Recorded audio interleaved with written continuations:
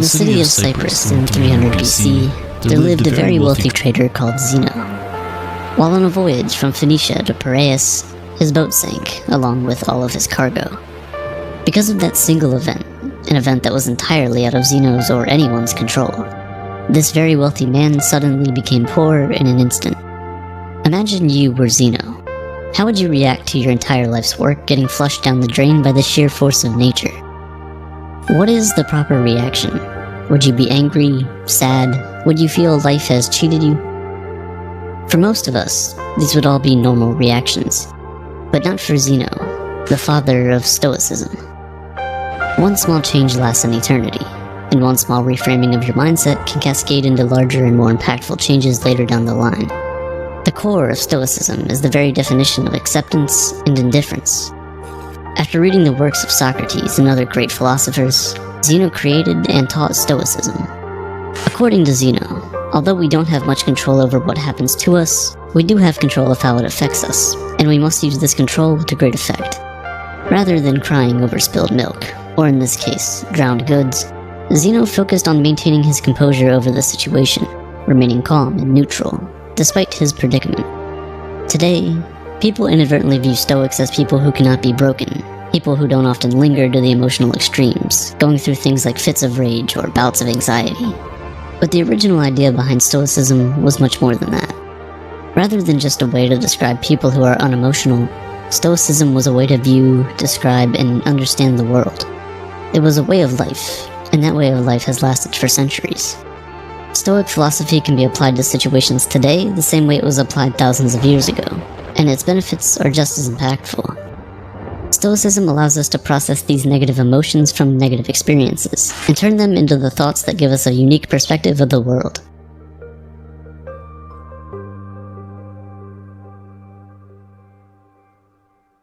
Perspective is everything, and everyone in the world has different experiences and thus different perspectives on things. Since the Stoics gathered, discussed, and taught philosophy in a public place, their general philosophy was widely known. They believed that the Stoic principles could greatly benefit anyone and everyone, and so it didn't make sense for them to hide that knowledge behind the four walls of a school or of the palace courtyards. As a result, everyone from slave to emperor could learn and become a Stoic. And they did. Some of the world's most notable Stoics include Epictetus, which translates to acquired, as he was once owned as a slave, Seneca, who was a well-renowned statesman, and Marcus Aurelius, a Roman emperor and one of the most powerful men to have ever lived. The early Stoics practiced what they preached, avoiding all forms of segregation and leading the fight against inequality. They even invented the word cosmopolitan, which literally means citizen of the world. When people hear that word now, we think of cities like New York, Toronto, Dubai, and London because of how diverse they are. This was the type of unity and togetherness that the Stoics preached. Even at a time when it wasn't popular, women were allowed to freely learn about Stoicism and become Stoics themselves. So why do so many people adopt Stoicism as a way of life? In a world full of unexpected turns of events, our emotions can tend to get in the way of things. In reality, we don't really get sad because bad things happen to us. We get sad because unexpected bad things happen to us. Rain is a good thing. It helps to water our plants, provides water for livestock, and keeps the temperature cool and humid. But the truth is, when that dark cloud catches you outside without an umbrella, it's never a good experience. So why don't we start crying once it starts to rain?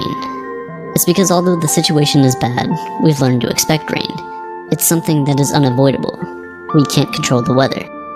Although it sucks, the rain passes and the light returns. Stoicism teaches us that, in the same way, we should expect that everything bad that can happen will happen. Picture the worst outcome, and be content knowing it could happen. One of the Stoic exercises is known as voluntary discomfort, an exercise aimed at increasing feelings of gratitude. Sleep on the floor of your kitchen, taking cold showers when you normally take hot ones, eat nothing but potatoes for a few days. Things like this. This exercise helps you to understand that no matter how hard it gets, you'll still survive and potentially thrive if your mindset is right. By being able to withstand these uncomfortable situations, we indirectly prepare our mental for future misfortunes. With the current state of the world where advertisements are constantly being shoved down our throats, we're made to believe that if we don't have the next best thing, look a certain way, or make a certain amount of money, that we will never be happy. This message is more important now than ever. We enter the world not knowing much of anything. We grow up being taught things at home, in school, and by observing the world for ourselves. The thing is, a lot of times, all three of these sources of knowledge teach us in different ways. The question is, do we need to internalize all of this knowledge? If we do, we could unknowingly be setting unrealistic expectations for our lives, leaving us ultimately disappointed and unsatisfied in the end. That's no way to live.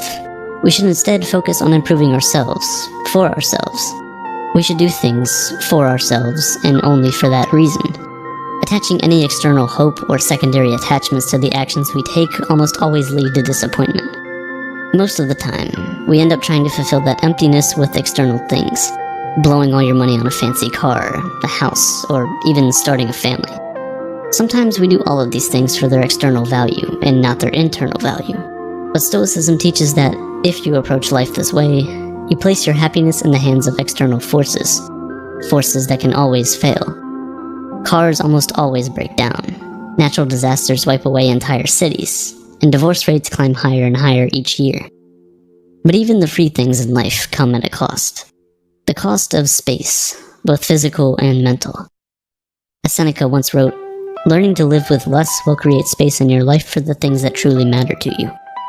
Instead, we must place our happiness on our intrinsic value as humans and on nothing we have or can physically acquire. We must choose to do our best to keep a cool head, regardless of what life throws at us. Because regardless of what it is we want, at the end of the day, we don't have any control over the majority of things that happen to us, but we do have all the control over how we react to those things. That is the dichotomy of control, the most important principle in Stoic philosophy. Stoics teach that we must learn to separate what we control from what we cannot control. We need to determine our value not from things we can't control, but from the things we can. Striving towards goals is a good trait, but breaking down when those things don't go your way is, in a Stoic's point of view, useless. Making YouTube videos is, well, a lot easier than being a Roman emperor, but it can still prove to be challenging sometimes. First, you must form your idea, which takes forever. Then research that idea. Scrap it because it sucks. Start over, script the video, create the video, edit it, make the title, thumbnail, and everything else before you hit upload. Everything up until the point where you click upload is all up to you. However, once you click that upload button, the power shifts to the YouTube algorithm. Still, a lot of people judge the success of their YouTube channel or Instagram account based on how many views and subscribers or followers they have, metrics of which, for the most part, are beyond your control. Stoics teach that instead, you should judge the success of your work based on the amount of effort you put in, and not on the outcome of your external hopes. Trust the process. Think about a person who has been working hard at their job for the past 6 months. He now feels he deserves a promotion, and so he walks up to his boss with his performance report. The boss says thanks, doesn't grant him the promotion, and he goes home thinking he must suck at his job. He doesn't consider that the boss might have simply woken up angry, someone else might have been better qualified at the time, or maybe the company was just losing money and couldn't afford it. He doesn't know the reason, but he's still upset. If he simply placed his value on the quality of the performance report he turned in, kept doing what he was doing to earn the promotion he wanted, he could have been much happier overall. With the right perspective, his goal wouldn't have been diminished, but just postponed. It's this reframing of your mindset that is crucial. A true Stoic does not view their successes based on the financial gain of their ventures, but is comforted by the fact that they can live a comfortable life without all the things money can buy. These are the 4 main virtues of Stoicism: wisdom, courage, temperance, and justice. Wisdom is being able to separate between what is internal and what is external, and the ability to choose our reaction to the things that happen to us.